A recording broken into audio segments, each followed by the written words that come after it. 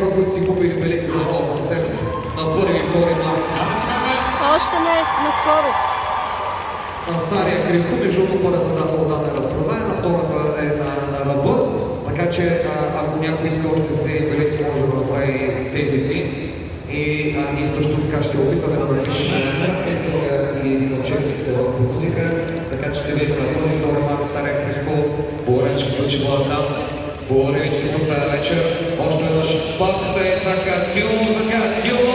Вечер!